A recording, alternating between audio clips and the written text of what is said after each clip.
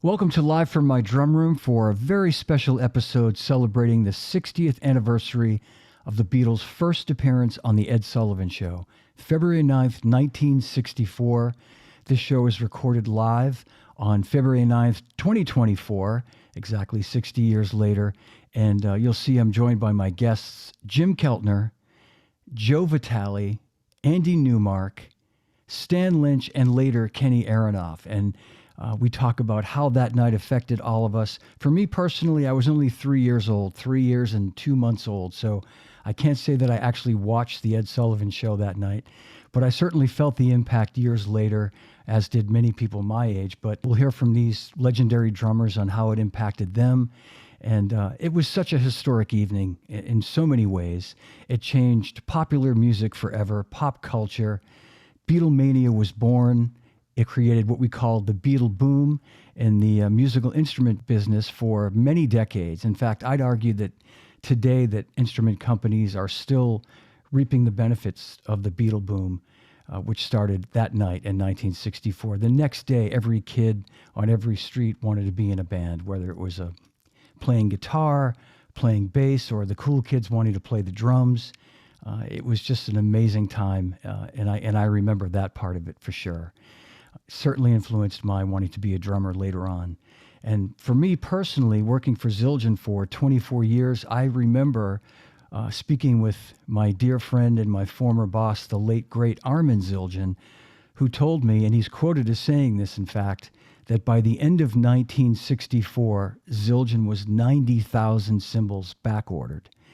And you better believe that had to do with Ringo and the Beatles. All those companies back at that time, Ludwig, Zildjian, and even the companies that Ringo didn't use, like Slingerland, Gretsch, Rogers, all benefited because of the amount of kids that wanted to play the drums.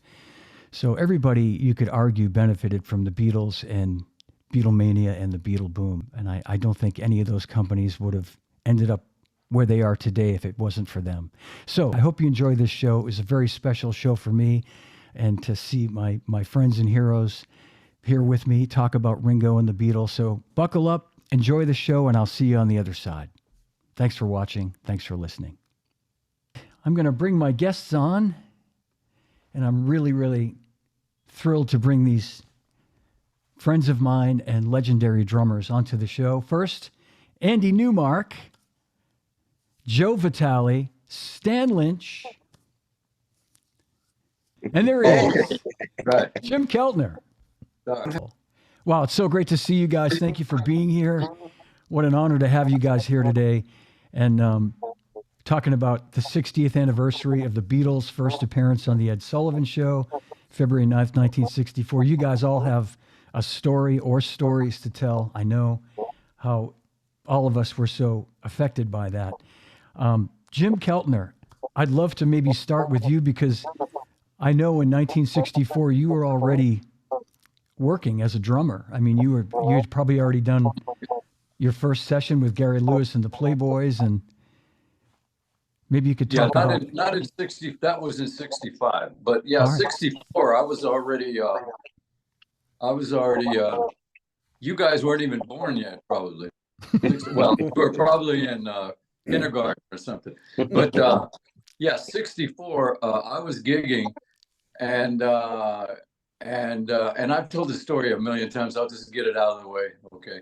So Cynthia and I had, just gotten, Eric had just come on the scene, our oldest son. He was at that time 2 years old. And and so when I would leave the house to go to a gig, I would leave instructions with her. This is what I want him to hear, and it would be Miles or Coltrane or something. And then one night, this big event happened on Ed Sullivan's show, and she came running in and said, "Come in, Lo, you got to watch these guys. Look at these guys; they're so cute."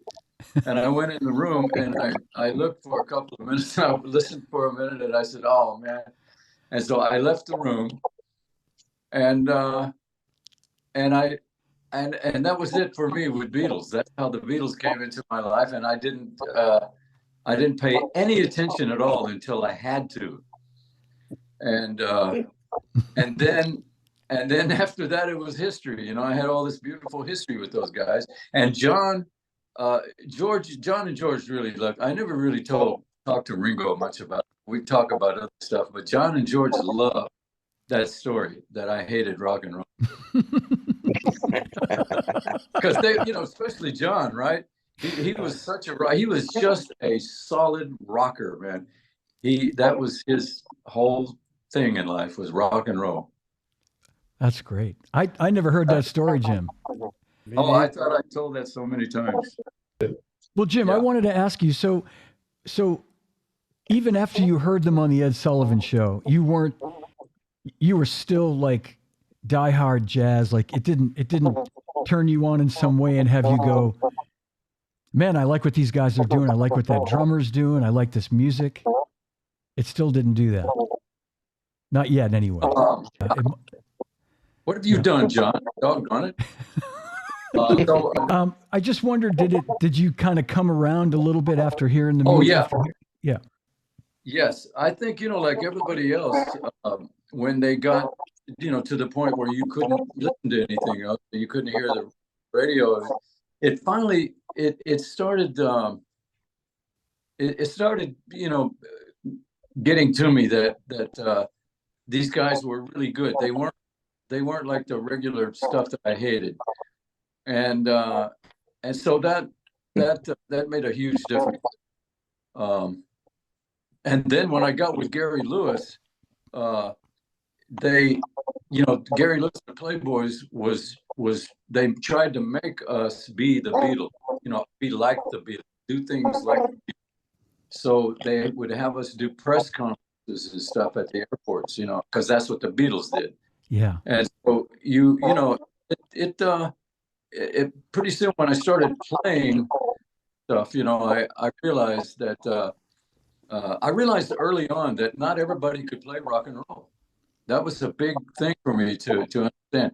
And the guys from Tulsa are the guys that really showed me all of that. You know, they said, you know, this is not the way this is not the way you tune your snare drum, and this is not the way you play a shuffle, and this is not the way you do this, and you know, listen to so and so, and they would have me stuff, and so I would, in listening to Ringo, it all made sense. It was like it sounded so natural and so beautiful. And let me take this opportunity really quickly to say that I just had, I know this sounds kind of precious, but Cynthia and I were at dinner the other night, and we went to, and we were with our friend, a neighbor up the street, Fred Armisen.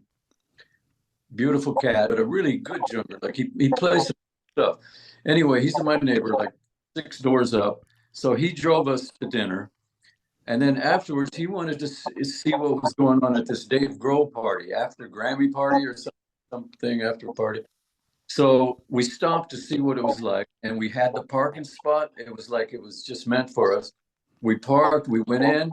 And the first person we saw, other than Dave, who gave us big hugs, the next person we saw was Paul McCartney, right? He's dancing with his wife, I guess. I think it was his wife. There were all kinds of chicks around him and everything.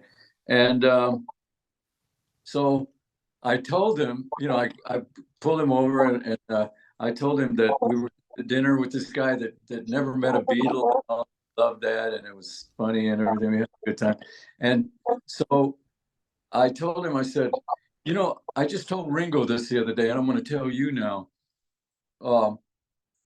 The funny, interesting thing to me about the Beatles is that they got so famous, right? They were so individually famous and collectively famous that you didn't realize or you didn't think much about the fantastic musicianship of each one of them. You know, like nobody ever talks about Ringo and Paul as the rhythm section, but they'll talk about Purdy and Chuck Rainey, you know, and the great rhythm sections of, you know, but you never hear anybody say Ringo and Paul. And that, when that occurred to me, I started right about that time. There's a thing that came online where you could hear only the drums and the bass, right? Has anybody else seen that? And you hear, like, Paperback Writer comes to mind because that's one of the first ones I heard. That's freaking fantastic, the drums and the bass. First of all, Paul McCartney sounded like Jameson to me. He had that beautiful on off bass thing. You got to have that quick release, that you have to know how long to leave the note. Bass is an incredible thing to be able to play. And if you play it wrong, the poor drummer will always think he sucks, right? So anyway, that I told that to Paul and he loved that. And I've gotten so far off track now. I don't know where I'm at, what I was trying to say. So it's a good thing you can edit this stuff. No, man, that's great, Jim. And I was just going to say, I don't know what I was headed somewhere, but I don't remember what it was now. Well, you make a great point that I think people don't make enough, which is Paul McCartney is absolutely one of the greatest bass players ever of all time, and doesn't really get the credit, I don't think. Well, he doesn't. He's so famous for other things and everything. And then as the Beatles, you don't think of them individually when you're hearing them. That's how powerful they were as songwriters and a band. There's never been a band like that. And then Ringo, man, listen to Ringo play Paperback Writer by himself with just Paul. It's perfect. It's like as good as Hal Blaine or Earl Palmer or any of the guys that used to thrill me when I was listening to them, up close at sessions. So, absolutely, yeah. That's extraordinary, really. Anyway, that's all I got to say about that. No, that's great. Thank you. And I wanted to ask Joe Vitali his thoughts. I know you saw them live that night, like a lot of 73 million people did, and how you came away that night after seeing them. Well, I'm sure I shared the moment with millions of people. I was already in a band too. And I was 14 in 64.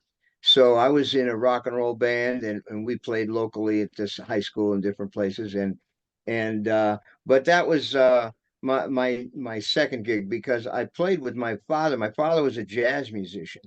And so, like what Jim Kelner said, my father hated the Beatles because he was a jazz guy, Yeah.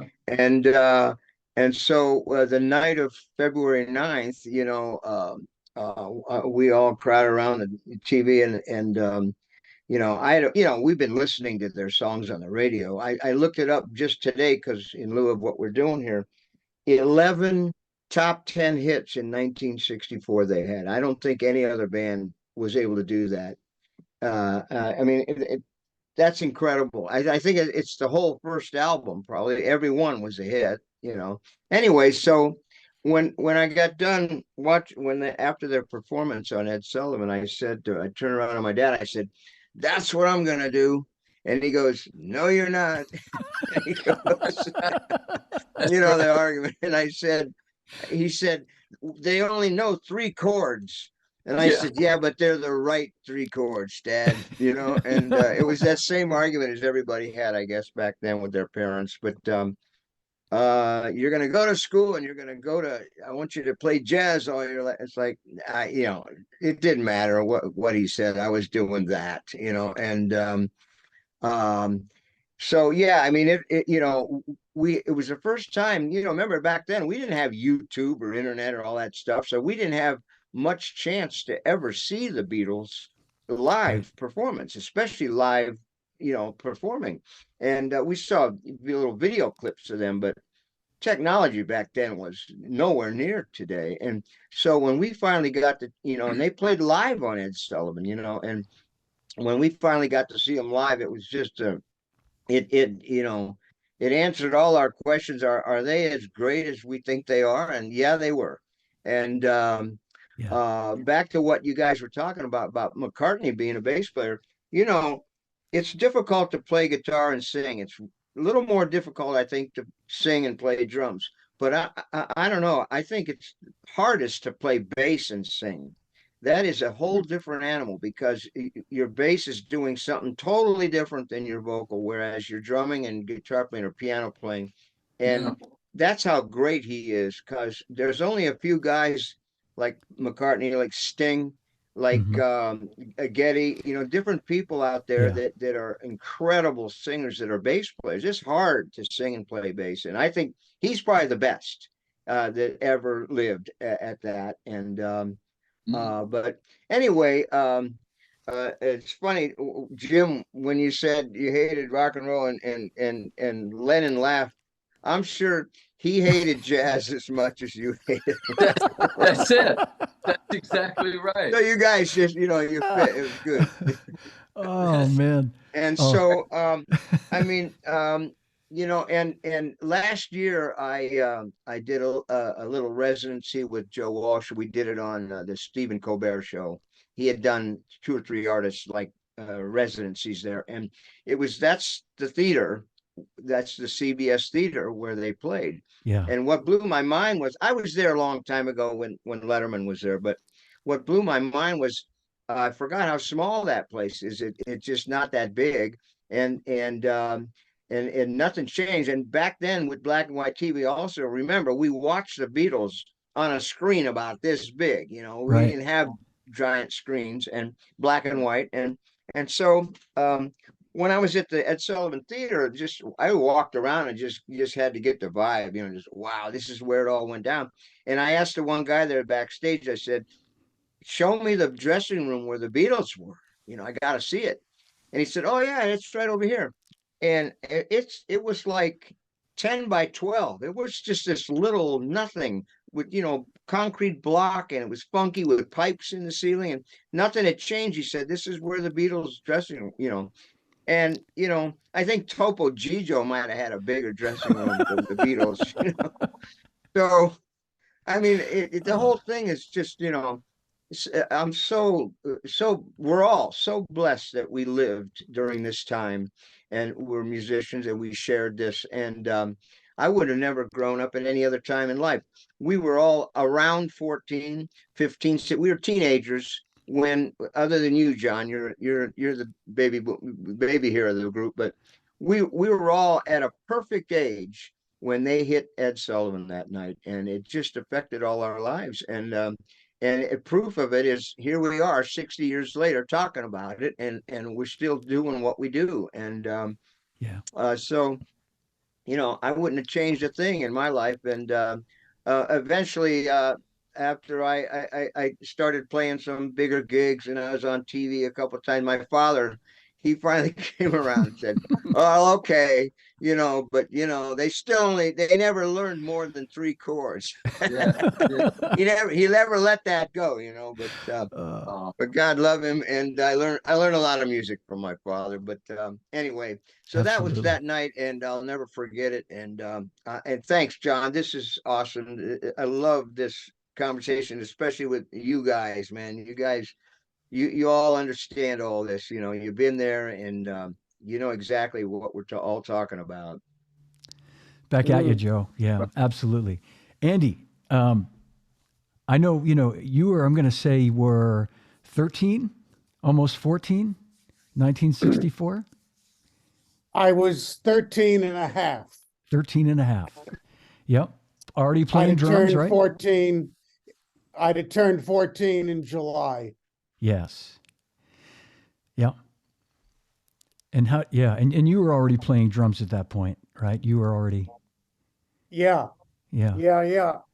I was playing. I might have even had some bands going in my basement, but we'd have been playing Ventures, Yeah. Right. the Ventures, that's, Bulldog and Walk Don't Run and that kind of stuff. And like Joe and Jim said, I had been hearing the Beatles on the radio for several months leading up to Ed Sullivan on Murray Kaufman, 1010 Wins, New York, was, they used to call him the fifth Beatle or something. So I was hearing them on the radio and liking it. And like everybody, I mean, we were all fascinated to know who was behind this and what was going on and what did they look like. And, it was such a scene, the whole thing. I was caught up in it. I mean, I didn't have goosebumps from their music, but I liked it, but it wasn't goosebumps time like it would have been a year or two later with Otis Redding or Sam and Dave. I was like an R&B black music guy. That's the shit that really gave me goosebumps. But I liked them, and I definitely wanted to see them. And I remember the night in the room and calling my parents in to watch it. And I was excited seeing it. And the main thing I was feeling was, okay, I've been doing this thing, playing the drums now for several years, but I've never had a vision in my mind how I would actually do it as an adult and make a living from it. I was digging it, and I was playing and had my little band, listening to the Ventures, but I had no vision of where do you go with this? There was a blank. And when I saw the Beatles, all of a sudden I saw where a white middle-class kid from the suburbs could go with music. It's like, whoa, okay, so I could do that and try to be like them and Ringo, and there's an outlet. Like, I don't know if I'm explaining it, but Yeah. I had no vision at 13 years old about, well, how would you do this for a living? It's just, I knew I liked it a lot. But when I saw them, I said, oh my goodness, there's the pathway. That's what you do. That's what we can do. And, every white kid in America picked up an instrument and everything turned around. And all of a sudden, it was like respectable to think about being a musician. Or at least it was in my household. My father was a lawyer. But, all of a sudden, the Beatles made being musicians sort of like an okay road to go down, sort of. But that's what I got from them that night was, okay, this is doable. This is obtainable. Yeah. And it took me many years before I appreciated how they played and the as Jim said, the rhythm section of Ringo and Paul, how tight they were. I didn't really appreciate that till maybe I started like cluing into it in 1975 or 6 or 7, because I was so hung up on just black funky music and Sam and Dave and Otis Redding that I just didn't let the Beatles in. Yeah. I mean, I knew the tunes, I could sing the tunes, but it didn't grab me. Mind you, looking back, Ringo and Al Jackson were identical. Al Jackson was on all those records I was listening to from Memphis. Fact of the matter is, he was a groove merchant, 2 and 4, 1 and 3 on the bass drum, made it sit down. Ringo was doing the same thing. They are no distance between them.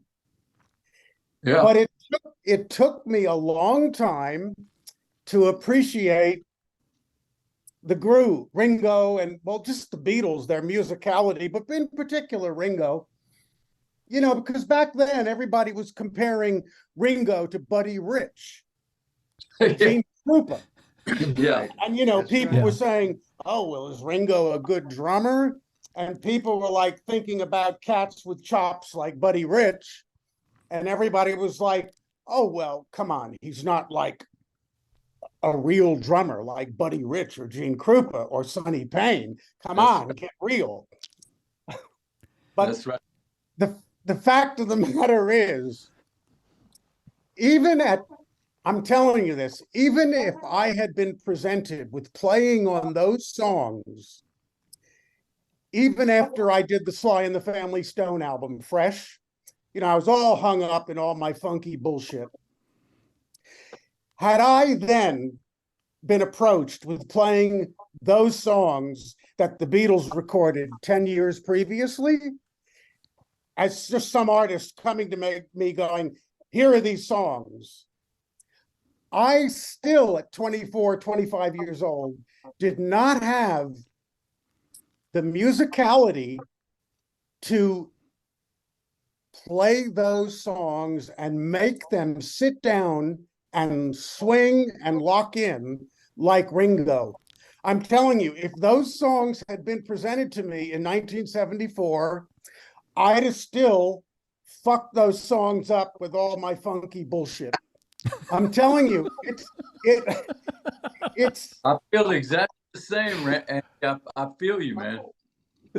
I know, Andy. I know what you're saying. I didn't have it in me, and Ringo was only, well, I don't know, was he 23 years old maybe when he cut, the early ship? Yeah, he's 10 years older than you. Right. So 23, 22. Where did Ringo get these instincts from? Living in Liverpool, what was he listening to? Where did he get the instincts to play that shit so simple, locked in, no different than Al Jackson or Bernard Purdie, locked into the groove with no ego? I mean, it's amazing that someone that young had the sophisticated instincts of Ringo, who had no education in drumming at all, just all from the heart. And I still do not. cannot play a real proper roll, like a buzz roll. Yeah. Sort of do it. But I mean, this is the guy we're talking about. I'm really glad you said that like that, Andy. That's so true. I don't think that the drummers that we admire so much, so many of the other guys in that, in the rock world, made part of huge bands, great hits and great music. I don't hear any of those guys being able to do what Ringo. When you hear them live, those real funky videos of them live and girls just screaming, and first of all, then you realize that Paul, I guess, had perfect pitch. Is that correct? I mean, that's what I've always heard. And so he never sang out of tune, which made John be able to sing perfectly. I mean, the vocals were magnificent, right? Yeah. But you listen to those little funny, I mean, not funny, listen to those little nice little pop songs that are iconic really now, but they were just pop songs. And for Ringo to play exactly the right appropriate shit, we took it for granted then, because like I say, it was too big to look in. But now or for me anyway, when I see those old clips, it's extraordinary. And I love knowing him and be able to tell him this shit, and Ringo he likes it. He likes hearing it, of course. Who wouldn't? Yeah. But it's extraordinary how he just what's the I can never think of the ones when I'm trying to think of the real pretty little pop songs where you really have to play just right. You just really have to play this shit right, Andy, and you're right. I tell myself I don't think I would have overplayed, or I would have underplayed, or I would have thinking or whatever. But this freaking guy got right to the business. And I mean, this is live we're talking about. Now, this is not a recording, and it was way before any kind of help they could get, as far as Pro Tools and stuff. I mean, these guys, It was extraordinary, all of them. And I know, and we haven't even spoken of George or John's time. Mm. You know John's time because you played with. We're a batch of a small batch of people who got to play with John. He was cut down at 40. He was beginning. He was beginning, man, and we got there before he was cut. And so a few of us that got to play with him, and he was extraordinary. You couldn't go with John. The only place, like when I listen to records that I played on him, I go, oh God, you know, I just wish I'd, you know, but that's me. I'm happy with my playing, but you couldn't, even though I know that I could have played better. Everything was like first take, second take. There was never with John on anything. So you had to, you know, but my point is that you couldn't go wrong with him playing. Couldn't go. If you listened. His time was so freaking great. And George was the same. George was exactly the same. George would hit you by a soulful thing or another. It just, there's always something that would keep you, let you, and guide you to go do the right thing. Those cats. Well, that documentary that was on last year that showed, you know, that thing we all watched about Abbey Road, or not Abbey Road. Get Back, the making of Let It Be. I mean, you really got to see the magic watching that. Incredible. And I remember clocking, Ringo was rehearsing Get Back as Paul introduced the tune. And in the beginning stages of the program, the first few episodes, Ringo was playing a backbeat on the snare drum and the hi-hat. Halfway through the series, Ringo went all hands on the snare drum and was playing the famous 16th note Get Back groove. But it was interesting to see the evolution. I mean, we all know about evolving through a drum part. We all know how that happens. But it was fascinating to see that he started out the first few weeks or few days playing a backbeat, but then finally he evolved into playing that snare drum part. Yeah. Anyhow, that was fascinating. Which was the perfect part. It was the perfect drum part. Yeah, absolutely. And I always thought it was straight 16th notes. No. It's but da da da da da da da da. I mean, I picked up a lot of subtlety in what Ringo was doing. Yeah. But yeah, I mean, I've listened to videos recently of people send me stuff. It's like them at Shea Stadium in 1965 or the Ed Sullivan stuff. And, you know, we hear it differently now that we're older and more mature, but they were so locked in. I mean, Ringo had his part and he delivered it night after night after night. His part was written in stone and he honored it and adhered to it.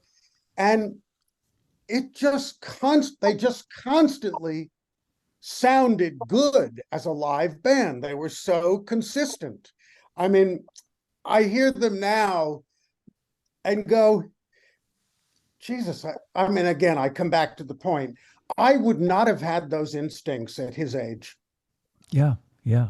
I want to ask Stan, I just was going to make a point, and what you said, Andy, and Jim, you know, the fact that you guys were a little older and already drummers, I think makes a big difference in terms of, like, when you said, Andy, you didn't get the goosebumps necessarily that so many people got that night. But Stanley being a few years younger, I want to say maybe 4 or 5 years younger. You were probably about 9, Stan, or close to that? In 63. 64? Yeah, I was 8 or 9. Yeah, 8 or 9. Okay.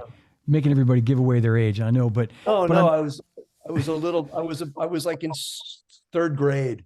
Yeah, yeah. You know, so you got to take a picture of my perspective. First off, it's lovely to hear you guys. This is fantastic. because you were already on the roller, you were already on the ride. You were on the ride. You already had a pathway in your life, and you felt you could. I could listening to you guys talk about. You were already, music was in you. You were already on that road. I was in. I'm playing cowboys and Indians. I have a cap gun. You know, this is who I am at this time in life. You know, I'm coin collecting. I'm looking for arrowheads in the creek. You know, I'm in a small town. We don't even music for me was the marching band in the University of Florida. Or we go to the orchestra. There wasn't. My parents were school teachers. This wasn't even. You know, I listened to Ferrani and Teicher records at the house. My parents played like the Three Penny Opera or stuff like, you know, it had nothing to do with contemporary music, not even Elvis. We weren't aware of any popular culture in my house. My sister was a little older, so obviously the Beatles, you know, when that needle dropped, my sister was like, "You got to hear this stuff, Stan." And I'm going, "What does it even mean?" You know, it's like, and then, but when we finally saw it, you know, I saw it and I just went, my brain exploded. And the next day, everybody in school's like parting their hair on the wrong side, trying to get it to go over, you know, but we're just little kids just trying to react to this. Like, and the girls are screaming and that's all they're talking about so I was a violin player and I played trumpet and I sucked at all of that. I didn't care. But then it was like, I want to play the drums. And my father said, well, if you've already washed out on a couple gigs already, so we'll give you a drum teacher. And he gave me a practice pad for 2 years. And I couldn't even, like, I had to prove to them that I had to learn the rudiments before they would even give me a drum set. But all I kept thinking was, you know, by then it was the British invasion. I kept seeing like Mick Avery's and Ringo and Charlie Watts and, you know, all the cats on TV, and they look so cool. I just wanted to be a drummer, you know. So for me, it was a huge invitation. Like seeing Ringo play was like, okay, you want a piece of that, you know. So I missed all of the high level musicality of it. I just knew that this is, it's just me and everybody around me, the guys that became the band that I was in, we all just went batshit. And like, you know, like, we're going to do that. We're just going to figure this out. And we're going to learn songs. But it really came out of left field for me. Like, but it really, I remember meeting Ringo the first time somewhere in London. We were playing and I looked over and, oh, we were at a Dylan gig and he was there with his wife. And I remember thinking, oh, this is the opportunity I get to say hello. Like I have a reason to say hi. And as I'm walking up, I've probably told this story too many times too, but I realized, shit, and I literally, what came out of my mouth was something to the effect of, oh, thank you for my car, my haircut, my life, and I just, bullshit came out of my mouth like rapid fire. And I remember he hugged me and he tapped me on the shoulder and I just heard him say, I know. Like another drummer shits the bed that meets Ringo. And it was like, but that was how, you know, it was just too much. It was just too much, you know, like they were so fully realized. You saw these young guys, they still looked young, but they sounded so mature and so fully evolved. And they were, you know, later, and then like, as soon as we tried to do it, you know, now I'm like 15 or 16 with the guys. And you realize not only this band had the two best songwriters, the two best singers. So we're never going to even get near that. But Ringo's drum parts seemed to be attainable, even though I couldn't play them in the groove, but I could learn in my life. It made sense to me, you know, to play boom, bap, boom. I could learn that, like, and these parts like that, dun dun, or I could learn like the cool little buzz fill in to help, you know, and like I could try, or at least I could try. I couldn't get it, you know, I could never. The shit swung so beautifully, but I could. It gave me the template. It was like, here's your template, Stan. Anything close, and you can probably have a job, because you're going to be out of the way, get a sound, kind of get your look. Actually, don't look like you're stressing. You know, Ringo taught me all that as a kid, like no stress. The guy, you know, they would smiled. They were, oh geez, they made it look so fucking easy. It was extraordinary, and it hasn't worn off. And then, like you guys, I joined the conversation where I go, yeah, now as an old fart, I look at these guys and go, where did they get the presence? Right. And I spent a month trying to learn All My Lovin' by John Lennon's guitar part, you know, like the triplet. It's like, holy shit. And it's changing chord. It ain't 3 chords, man. It's some serious, like the tablature on that, it'll get you, you know, there's 15 songs you could steal in just that one progression. And he's playing it like, and then you see it on Ed Sullivan, and he's not even looking at his hands. You know. Yeah. Same with Ringo's, the Washington, D.C. concert where they show that side of him. Finally, when you get to see Ringo from the side, you know, because usually it's just the front, but you see how hard that, and how committed the physical component that he's throwing his body into it. It's like, Jesus, the kid's just flopping and he's killing it. And you just go, man, you know, yeah, those kids are awfully good. You know, now that I'm looking at them, my God, those kids are good. You know, and you know what's interesting? Ringo still plays today exactly the way he played. Yeah, the shoulder goes down, and it's like it's beautiful. Right. He shows you the groove. You know, Recently, quite a lot. He just had a little Tembler. Oh yeah, I saw something happen there. What was that? Did you guys just rock? I'm sitting here and I'm rocking in my chair. It was about 3 weeks ago. I'll go and find out. It's probably on the news. Are you okay? But what's that? Are you okay?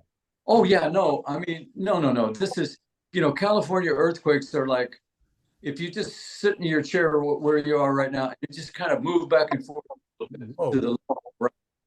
4.5. It was a 4.5, Cynthia's saying. Oh, that's a big wave.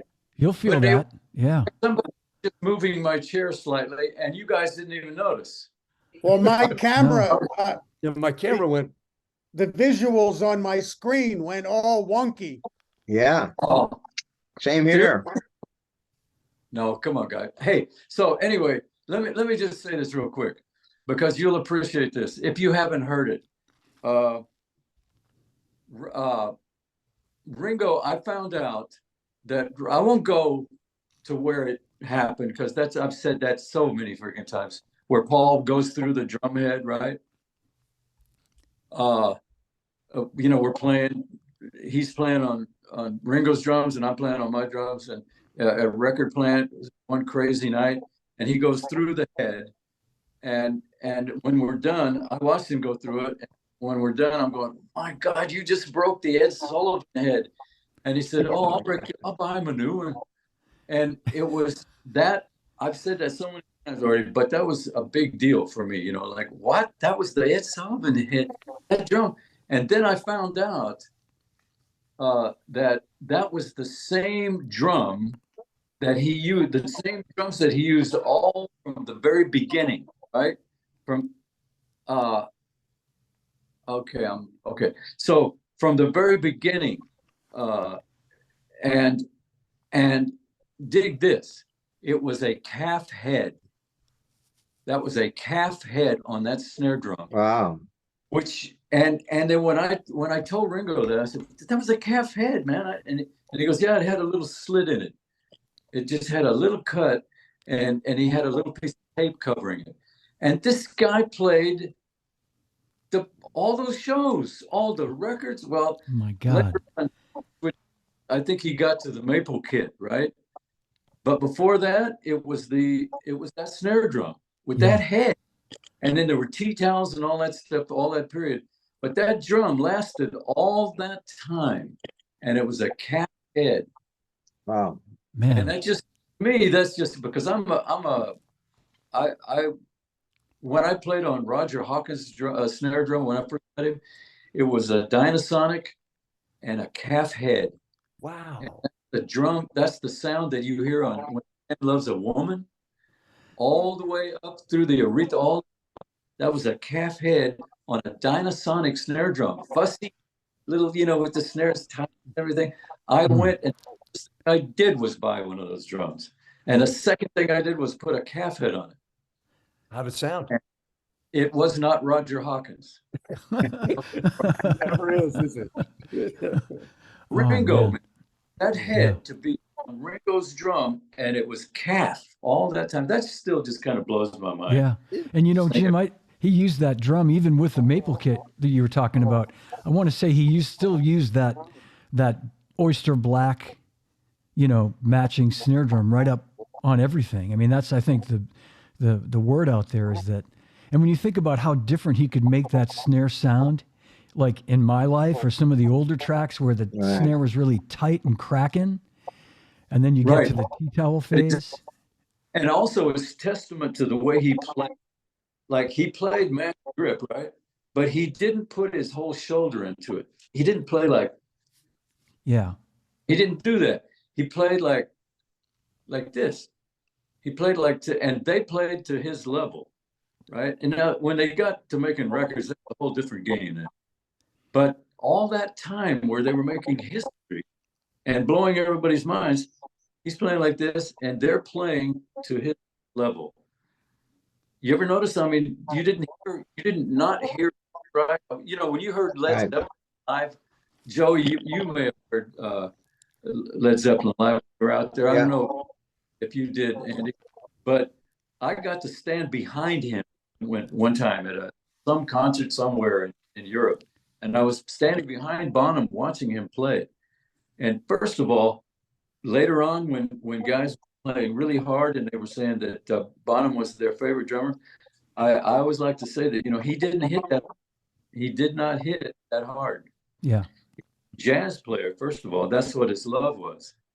So when he was playing rock, he was playing. He played firm. He played really, really confident and strong, but he didn't hit that hard.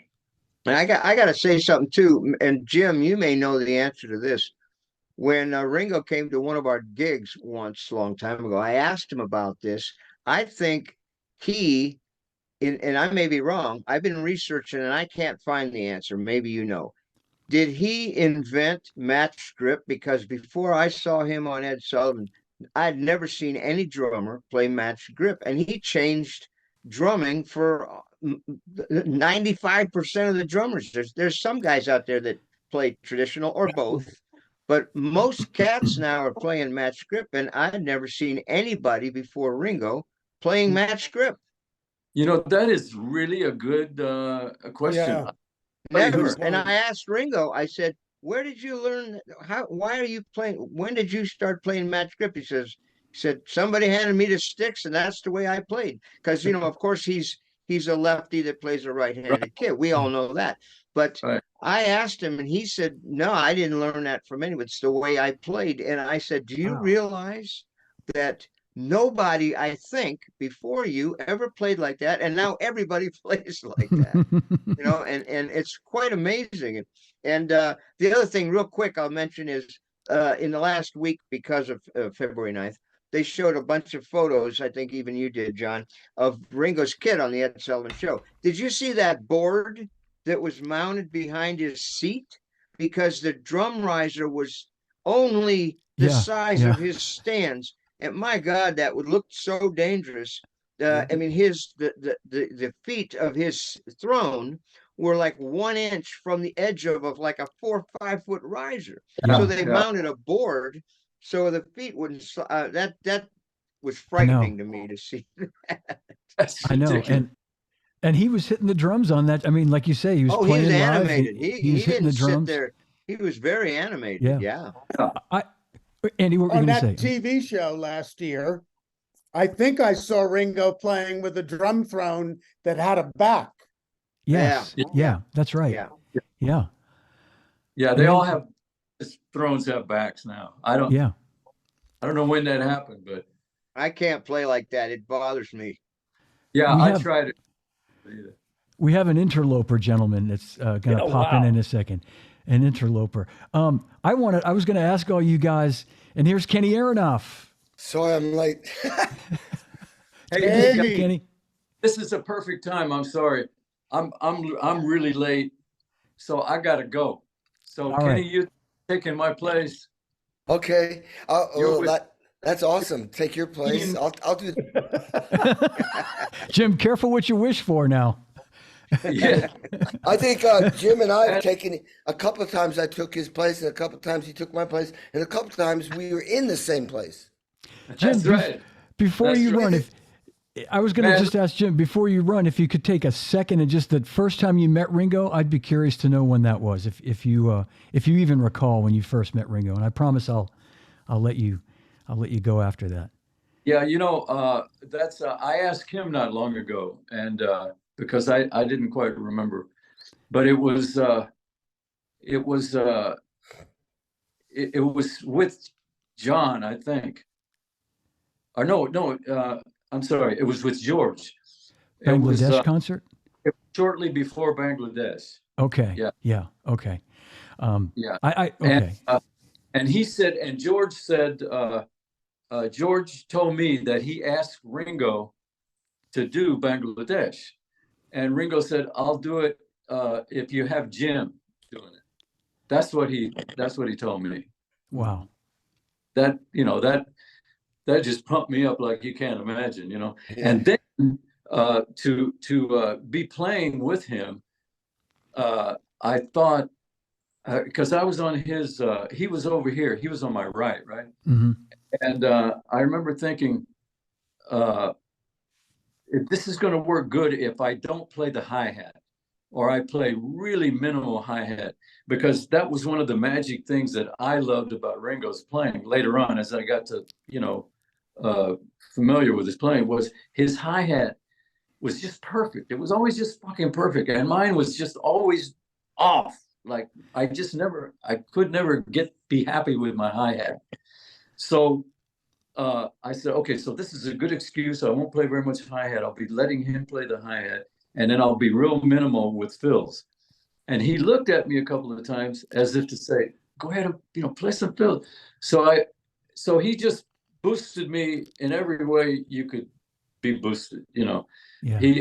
That's why I tell people, I say, Ringo, when I met Ringo, you asked me when I met Ringo. I can't tell you exactly when, but I do know that the way he brought me into his life was so important, man.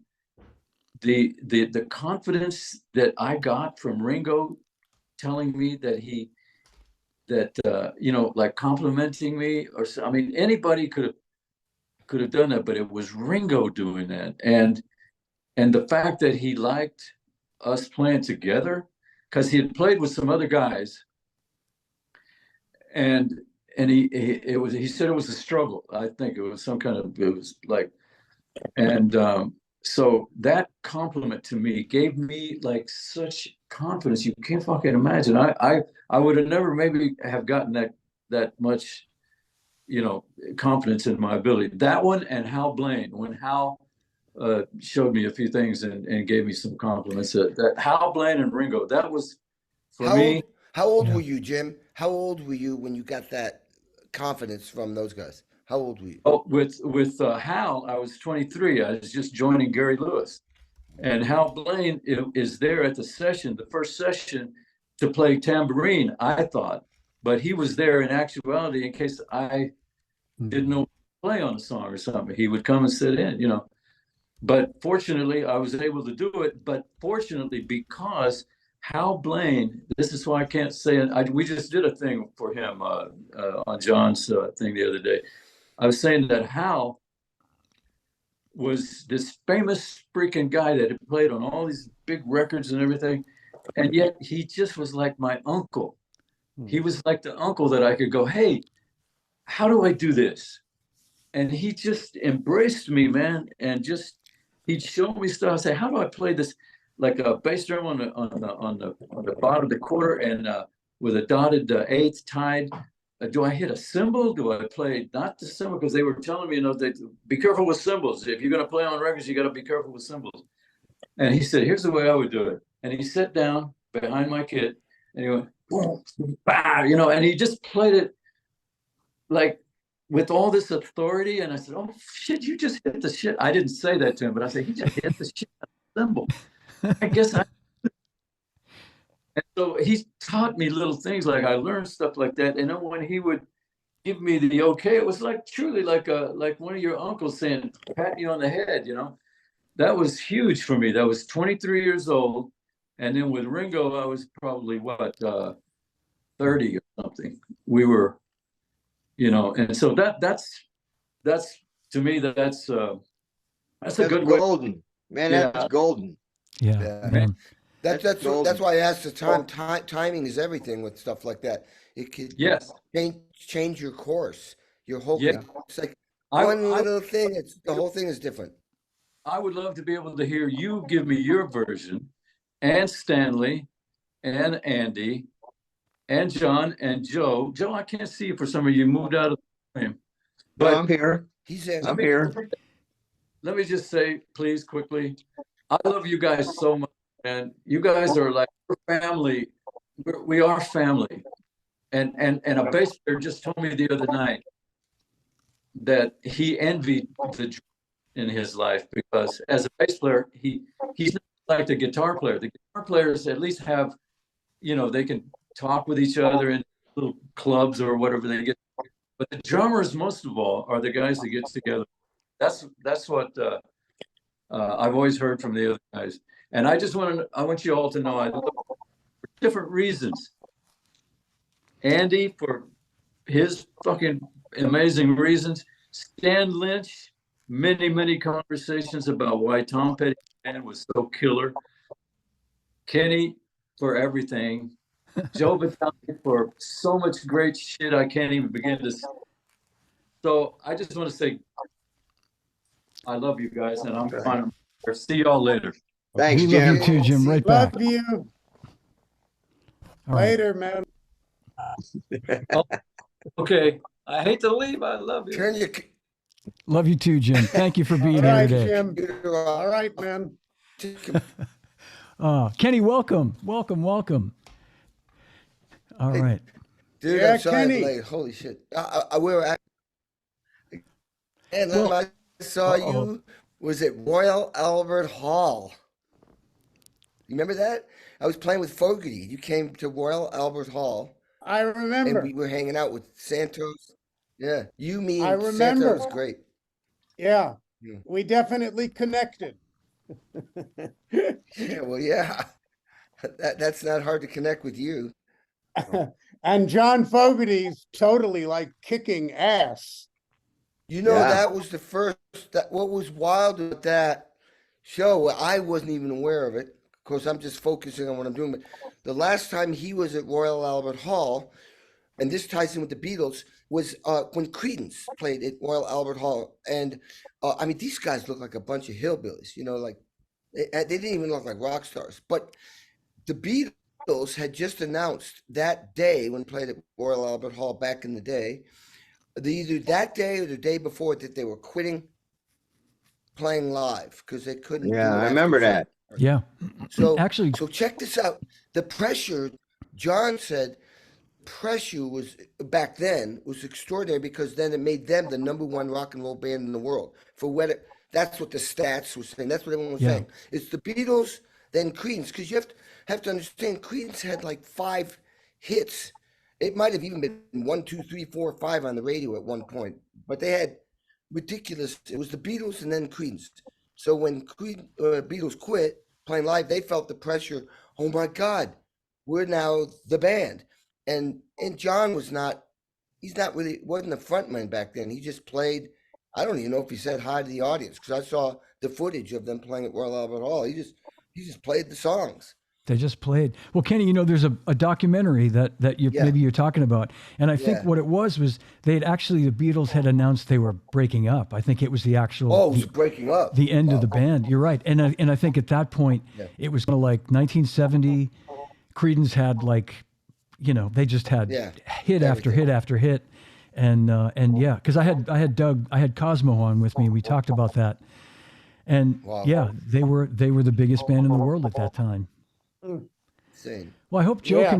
can jump back. Before we wrap up, I wanted to have all you guys tell a story or tell how you first met Ringo. Andy, you've met Ringo before, right? I've met him. I've never spent time with him, but so the encounters have been brief. And even in those encounters, I was very reluctant to be too enthusiastic about meeting him or talking to him, or just, I felt the need to lay back and be super cool and not let myself run away with questions and this and that. So I was very, very reserved in my few meetings with him. I just felt the need to be what I considered to be cool. Yeah. Yeah. So I don't have any stories in that regard with any time with Ringo.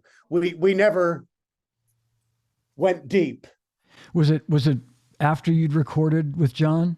Was it after you'd done Double Fantasy? Before Before. and after, like down at Ronnie Wood's house in the 70s, when we did Ronnie Wood's solo album, Ringo came in and played one night. There were various, I was in London a lot, so, Yeah. and I bumped into him quite a few times before and after Double Fantasy.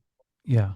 Okay. Well, Stan, you gave us that great story, and you told me that before about meeting him when you were, playing with the Heartbreakers and with Dylan, and he was there. And I think your story is so similar to, I think, everybody's. I'll just say that quickly, that the first time I met him, it was 1995. And, I did the exact same thing. I said to him, Jonas had arranged for us to have a little meet and greet for some folks from Zildjian. And, he sort of put his arm around me when I said, if it wasn't for you, I probably wouldn't have been a drummer or something. And he said, I hear that a lot. It was a similar kind of like this kind of reassuring smile. And what struck me the most about him that first time, and every time I've seen him since, is he's very quick-witted. He's very, when he's in a funny mood, he can be so funny, and that's, you always remember the first time you meet one of your heroes. And that was a really funny, special time when he's like, yeah, I get that a lot. I've heard that before, Yeah. Joe Vitali. Yes. Joe, you have a kind of a cool connection to Ringo and all the years you played with Joe Walsh, and Joe's married to Ringo's wife's sister. So there's that whole connection. Right. I call Joe, that's his Beatle-in-law. Beatle-in-law. Yeah. Beatle-in-law. And So yeah. But now the first time I worked with Ringo was kind of strange because I didn't even play drums. I played keyboards because Joe was producing an album for him. And I think, which is it was he had done this song called As Far As We Can Go, or Far As We Go, or something like that. And it's a long time ago. And apparently he hated the track, but Ringo, it was Ringo's best vocal he had ever done on any record. It's what everybody said, right? And Ringo loved this vocal, but he hated the track. So Joe Walsh was producing this album. So Joe called me one night and he says, "Hey, I want you to play keyboards on a Ringo album." Yeah, are you kidding? When do we start? So it was just a one cut, but it was a really, really, it was a challenge because what we were supposed to do was, it was such a great vocal that that's all we had. And we were supposed to create a track for this vocal. So we had to, it was difficult because fortunately, Ringo being a drummer, he sang in with such great pocket and with great timing. Everything he does is in a pocket. So we took his vocal, made a hi-hat click track out of it. Then we did some percussion. Then I played the piano on it. Then Joe did guitars and all that. Anyway, and I got a call from Ringo, which blew my mind because I had just met him. I didn't really know him, and he was so thankful that we saved this track because that was his favorite vocal that he ever done, and it was a really spectacular vocal. And so that's how we got, started. I really haven't done that much with him, but that was a great way to be introduced to him and to make him very happy about a track like that. And it was a challenge because, to overdub drums, like I'm sure all you guys have done, or overdub a guitar or bass, that's one thing. But when you have to create a track to the vocal only, just the vocal, there were no, back then, there were no click tracks or any of that stuff. And fortunately, like I said, he sang in such a great pocket. It wasn't hard to develop a hi-hat click. And once we had that, that was the hardest thing. Once we had that, we just went for, when we did our thing. But and then several times, because of Joe's relationship with him, he comes out to a lot of the shows we do, and he always sits in and plays Rocky Mountain Way with us, right?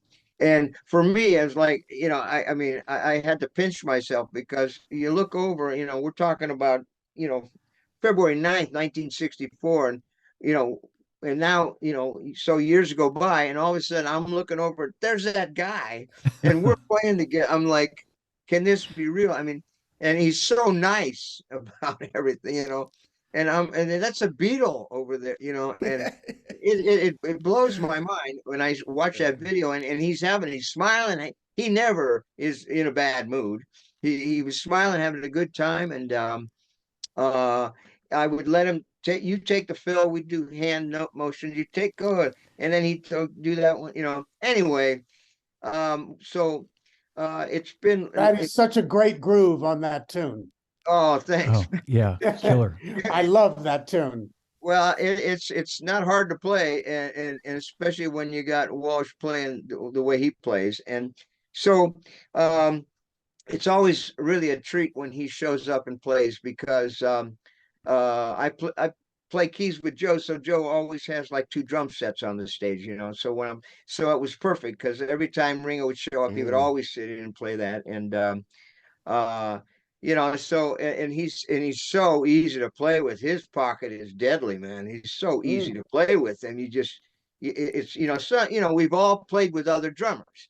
When we did that album, Andy, with Joe Walsh, you're a breeze to play. You're so easy to play with. There's guys that, and I get that because someone's a little ahead, someone's behind. Yeah. Some guys don't gel, but some guys, they really gel, and so he is one of them guys that's so easy to play with, man. He just, and he's not real busy. He's just all about the pocket, and that's the way he was on all those songs, the way Jim Keltner said that, and Jim really nailed it, how he was able to nail those pockets and play the perfect drum part in his 20s. He was so young. We were still trying to figure out how to set our drums up in the 20s. Exactly. Wait a minute, I like my seat higher, or wait, I got to move the ride cymbal. He's already playing these like incredible deep pockets.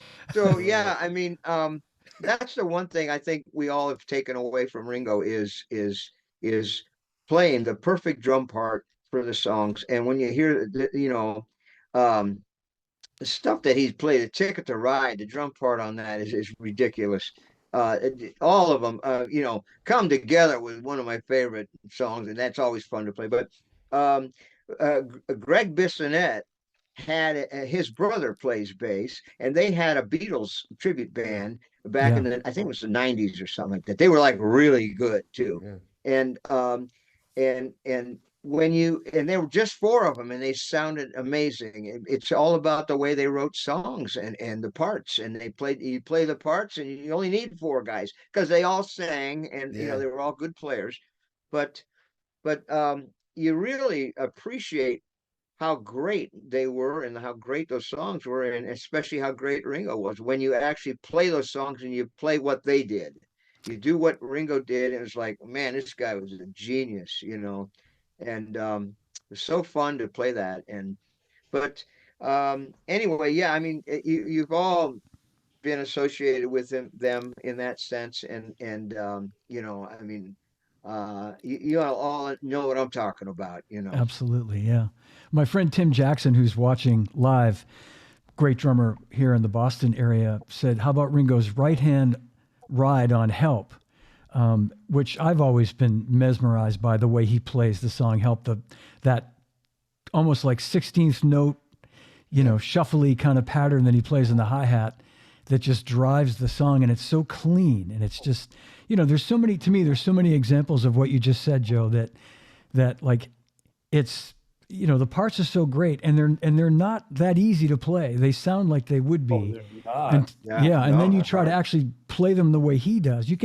Anybody can sort of bluff it and sort of cover it, so to speak. But if you want to really make it sound authentic, the way Greg did with his band, and of course the way Ringo does, there's like some serious shit going on in a lot of those songs. Yeah, and we've all copied that swish hi-hat thing that he does. Yeah. It's a whole different sound, Yeah. And, where did he learn? He didn't just learn, he just did that from here, I mean, Yeah. And when you play like that, and as soon as you start playing that hi-hat the way he did, you sound like Ringo, just because of that alone.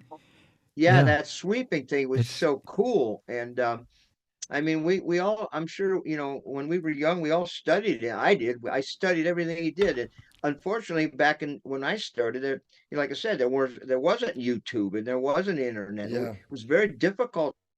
What's quite I amazing, got to see them play live, and there wasn't that much footage close-ups of Ringo during that show. There wasn't much close-ups of anybody, but it was still just awesome to see him play live.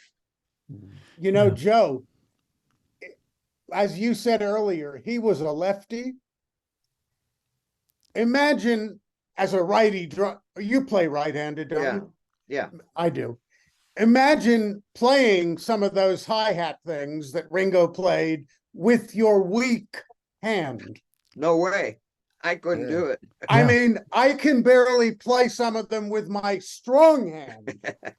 The idea that he was playing that stuff with his weak limb. Yeah. It's kind of, I don't get it. How do you not end fair. up? Yeah. It's not fair. Well, Kenny was one of the first guys when I met him. He did explore that. He was one of the first guys that explored that. He said, like, man, if you play your left, and you were one of the first guys I saw.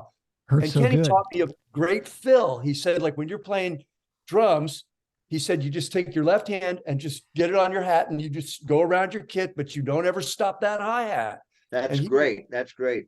It was one of the coolest things, like just invert your, like, so if you're just boom, bat, boom, blah, blah, but that your left hand is, and it was like, well, son of a bitch.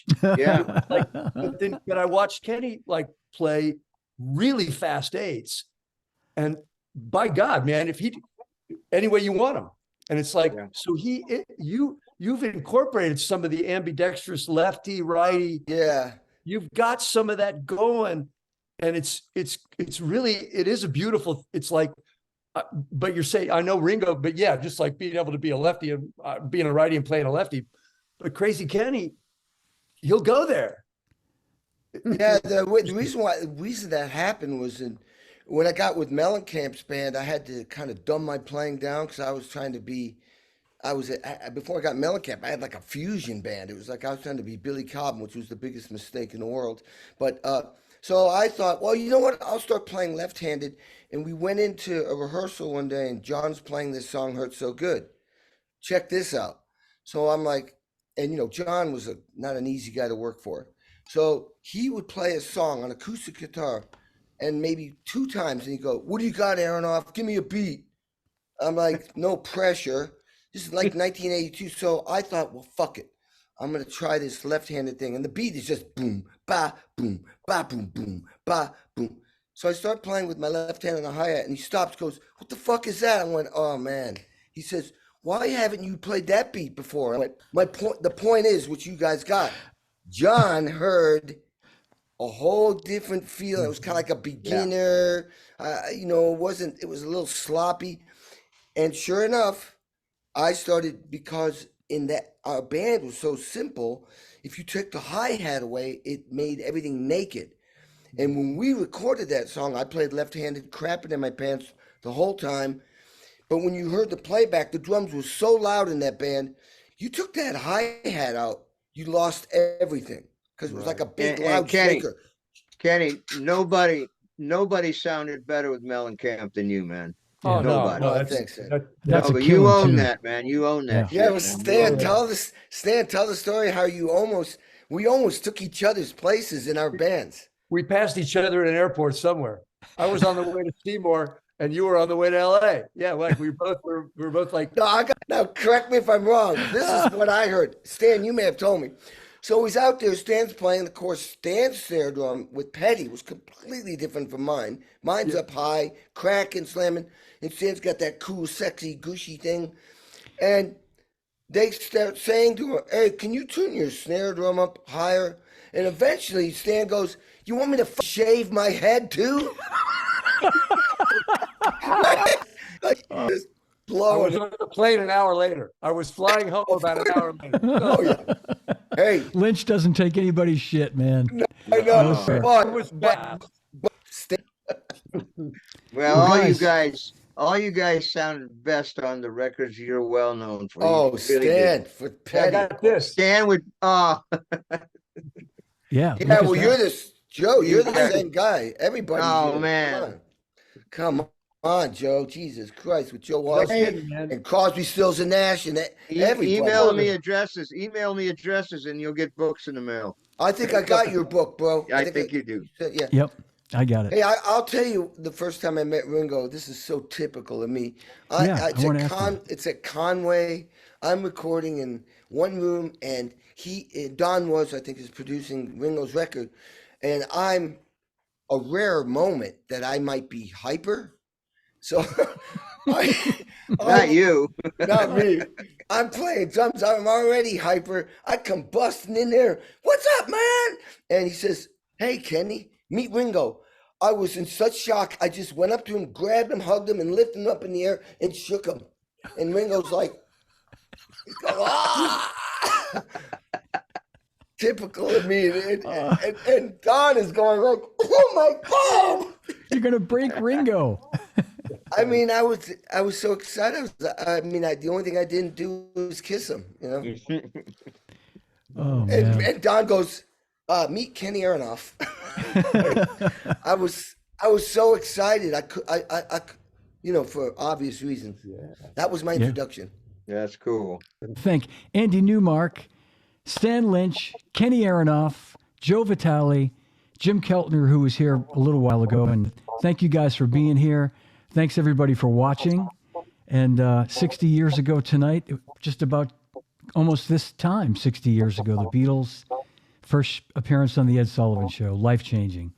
Thank you guys for being here. And thanks everybody for watching. Big hand. Thank you. You're welcome. Thank you. And great welcome. seeing all of my friends there. I love you guys. Yes, good seeing you guys. All right, well, that's my show. I hope you enjoyed it. If you did, give it a like, leave me a comment. Don't forget to subscribe to my YouTube channel if you haven't done that already. And the podcast is available on all the podcast platforms, so download it. And remember, no drummers are ever harmed on Live from My Drum Room or Track Talk. And drummers, when in doubt, leave it out. All right. Again, thanks for watching. Thanks for listening, and I'll see you again real soon. See ya.